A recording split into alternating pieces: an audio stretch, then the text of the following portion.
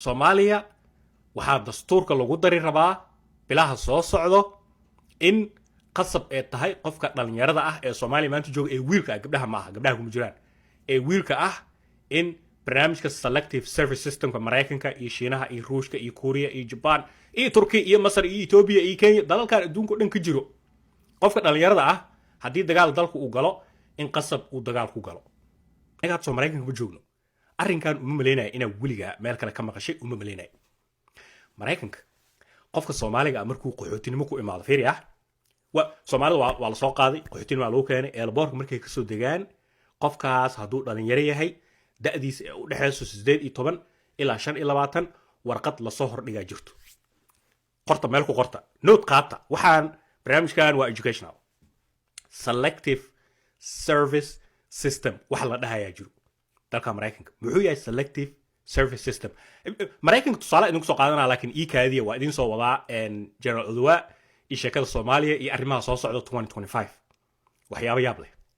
marka selective service systemka Mareykanka waa in qofka hadduu da' yar yahay 18 ilaa 25 uu u dhaxeeyo waa qasab waay barya ma aha ina iska diiwaan gelisid military selective service system Allah yani waxay ka hadlayaan Soomaaliya Mareykanka haddii Shiine iyo Ruush oo iswato ay duulaan soo qaadaan caawa ogaw adduunka dagaalka saddexaad ee adduunka ayaa dhici rabo goor u dhacaayo iyo wixii hadda kullee waa ku sii siqeena markaas u fiirisid Mareykan iyo Ruush iyo Shiine dunidan islama joogi karaan waa in hal qof inuu ka taliyo waay mabda'ida isdiidan lacagtii isdiidan siyaasadda isdiidan militariga isdiidan dhinac walba iska diidin bas kaba soo qaadba caawa Ruush iyo Shiine iswato Mareykan soo weeraray dukum daakum qac bush qabba aawi Trump hal bursada ka dhacday selective service systemka ayaa active laga dhigaa markii active laga dhigo qofka Soomaaliga ah 18 iyo 25 jiro Mareykanka joogo wuu saxiixay warqadaas marka waa inuu qori qaato uu dagaalamo waay abuu aniga bariya ka ahay iyo dhaxdhaada ka ahay iyo ma jirto Mareykanka marka tusaale kooban idinku soo qaatay Turkiga sidoo kale sharcigaas waa ka jira Turkiga dadka Soomaalida joogto waa socodtiin waa ogahay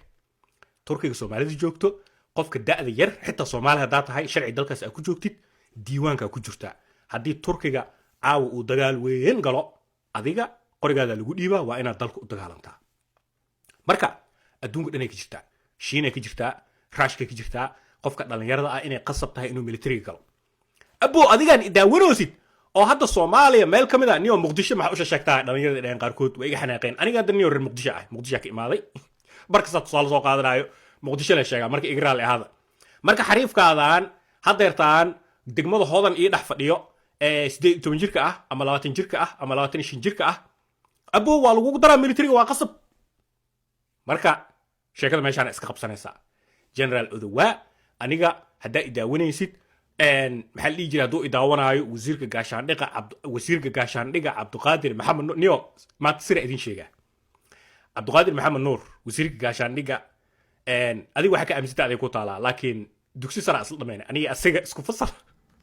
Igris brother is dhigi jiray al-Imro branch 1 dadka xasuusto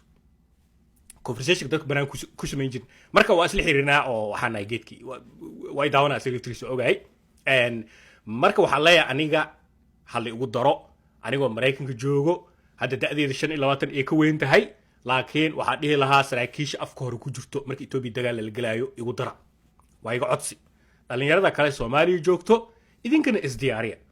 marka sheekada waa fahantaa u malaynaya abuu waa iska fadhisaa maxaa qabanaysaa hadda adi